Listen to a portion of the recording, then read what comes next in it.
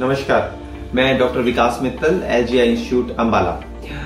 अगर आपको amniotic membrane grafting या AMG ये सर्जरी एडवाइस की गई है तो ये वीडियो आपके लिए है। कभी कभी क्या होता है कि जो पुतली होती है, पुतली में जख्म हो जाता है और पुतली में वो जख्म नॉर्मल दवाइयों से या नॉर्मल प्रोसीजर से ठीक नहीं हो रहा होता, तो वहां पे हमें उसको जख्म को भराने के लिए, उसकी हीलिंग को प्रमोट करने के लिए एक झिल्ली लगाते हैं जिसे हम एमनियोटिक मेम्ब्रेन बोलते हैं। ये झिल्ली, इस झिल्ली में कुछ ग्रोथ फैक्टर्स होते हैं जिससे ये जख्म जल्दी भरने में मदद मिलती है।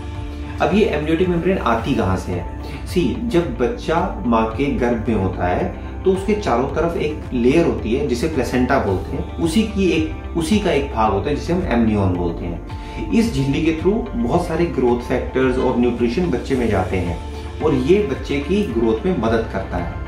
जब बच्चा पैदा हो जाता है तो उसके बाद प्लेसेंटा भी निकलता है। उस प्लेसेंटा को स्पेशल तरीके से, स्पेशल विधियों के द्वारा प्रोसेस किया जाता है और उसको हम एक स्पेशल मीडियम में रखते हैं और ट्रांसपोर्ट किया जाता है। ये प्लेसेंटा या ये एमनियोटिक मेम्ब्रेन बहुत सारे बर्न्स की ड्रेसिंग में भी इस्तेमाल होती है। जब लोगों के हाथ जल जाते हैं वहां पर भी उस जख्म भराने में मदद मिलती है। हम जनरली एमनियोटिक मेम्ब्रेन हैदराबाद से मंगवाते हैं, वहाँ रामायण इंटरनेशनल आई बैंक है। और इस झिल्ली को जब हम आंख पे, पुतली पे लगाते हैं तो ये बहुत ज्यादा जख्म को भराने में बहुत मदद करती है और वो जख्म भर जाता है। कुछ लोगों में एक बार में ही भर जाता है, कुछ लोगों में 2-3 बार भी या रिपीटेड प्रोसीजर भी करने पड़ते हैं। एक रूटीन सर्जरी होती है, ऐसे जनरली बहुत सेफ सर्जरी होती है।